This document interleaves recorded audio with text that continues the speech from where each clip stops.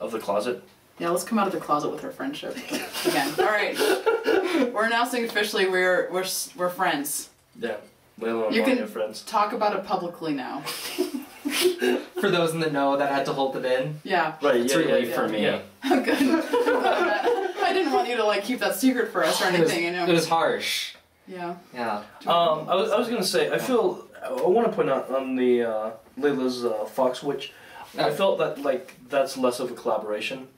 Okay. And that's really Leila's baby, and I just I would say just did some touch-ups, very minor. So what really happened is that I wrote this script for the Fox Witch, and in the middle there's kind of a plot twist, and I'm not the greatest writer yet, and so I really needed some help. Lonnie pretty much... On the other hand, is the greatest writer. Is the greatest writer on the planet, and he basically wrote it so that it was more comprehensible than I could ever do. Oh, thank you. Yeah, and he really kind of saved my ass on it, I would say.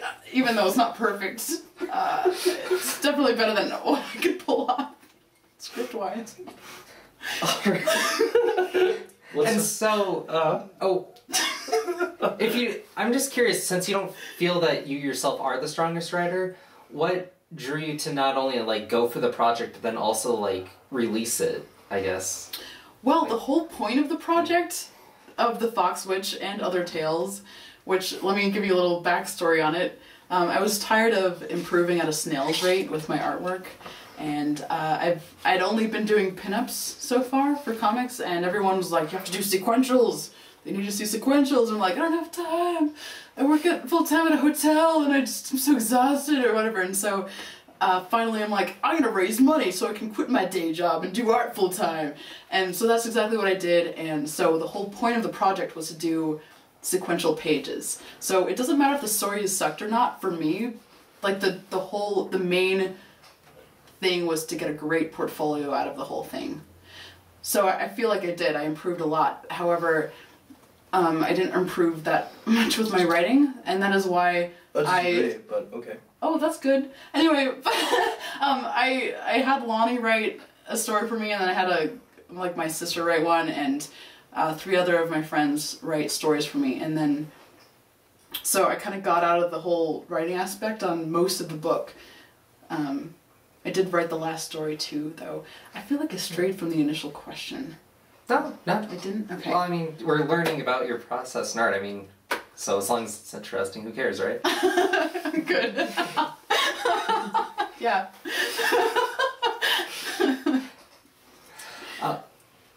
Is there more you want to say about the Fox Witch? Or... I don't think so. Okay, fair enough. I was just going to say my personal favorite of those two, I guess, which would you consider the rehearsal more of a collaboration? Definitely. Definitely. Okay. How did that process work then? Since, I mean, it was just you writing and you drawing. Well, I basically was like, Lonnie, please write a story for my book. And he's like, okay, as long as you draw me an owl drawing in repayment. Yeah, I haven't gotten that yet. No, actually, she was like, Lonnie, what the hell have you been doing? You've been drunk at your table for like 3 days now. You haven't returned any calls. You're really sad sack, man. I remember the good old days when you used to make comics and stuff. You seemed like a live person. So she was like, you should really work on a project with me. So, yeah. Nice. She called my agent. I pretty much saved him from his binge. Yeah. It was a dark place I was in. So, yeah. Okay. Does that happen often, or is it? Yeah, every week, but no.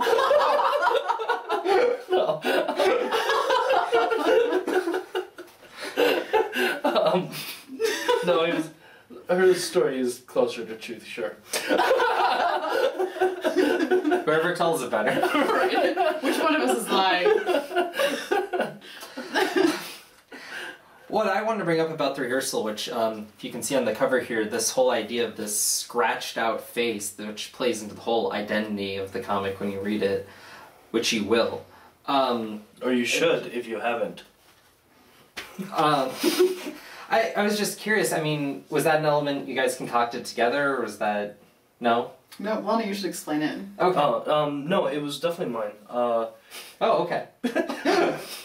I mean, one of the things when I look at making comics, first of all, I really love comics, and that sounds like an asinine thing to say. However, let me explain.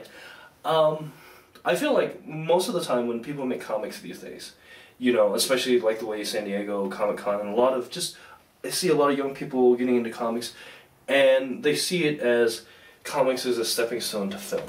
Now, I love film, big film buff and stuff like that, but that kind of pisses me off, quite frankly, because going back to the thing, I love comics as a medium, and it's its own medium. And so often, like, when I think of, like, comics that I do myself, or, like, anything in comics in general, and comics that I really appreciate, I look at it as, like, this only works in comics, This is what makes...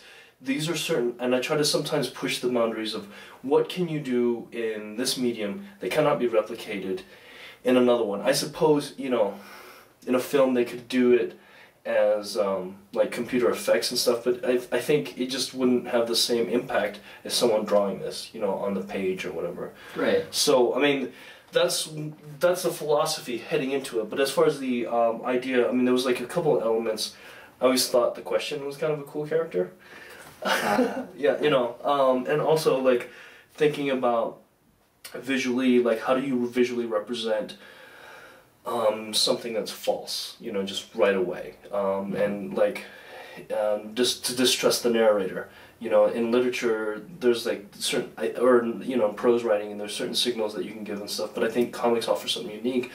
You can just not see his face to not trust him. So.